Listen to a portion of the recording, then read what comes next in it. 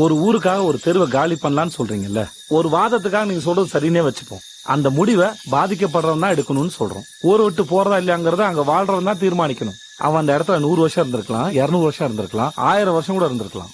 அவனுக்கு வெளியேற உடன்பாடு இல்லைன்னா அவனை வெளியேற்றுற உரிமை இங்க யாருக்குமே கிடையாது.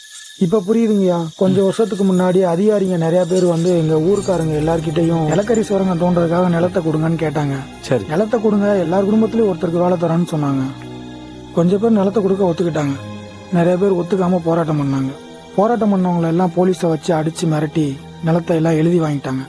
அந்த டீம்ல நானும் இருந்தேன். போலீஸ் அடிச்சதுல எங்க அப்பா கால் ஊனமாயிருச்சு. அப்ப அவர் சொன்னாரு, நீ பெரிய போலீஸ் ஆகி எனக்கு நடந்த மாதிரி வேற யாருக்கும் நடக்காம பாத்துக்கடானாரு. அதனாலதான் நான் போலீஸ் ஆனேன். எல்லாருக்கும் வேலை கொடுக்குறேன்னு சொன்னாங்க, கொஞ்சம் பேருக்கு தான் கொடுத்தாங்க, அதுவும் பெர்மனன்ட் இல்ல. ஆஸ் அ பாலிசி ப்ரொடெஸ்ட்ல கலந்துகிட்ட யாருக்கும் எந்த பெனிஃபிட் கொடுக்க கூடாதுன்னு அன்னைக்கே முடிவெடுத்துட்டாங்க. இந்த மாதிரியான ஒடுக்குமுறைக்கும் பயங்கரவாதத்துக்கும் எதிராக தான் நாங்க போராடிட்டு இருக்கோம். போராட்டம்னா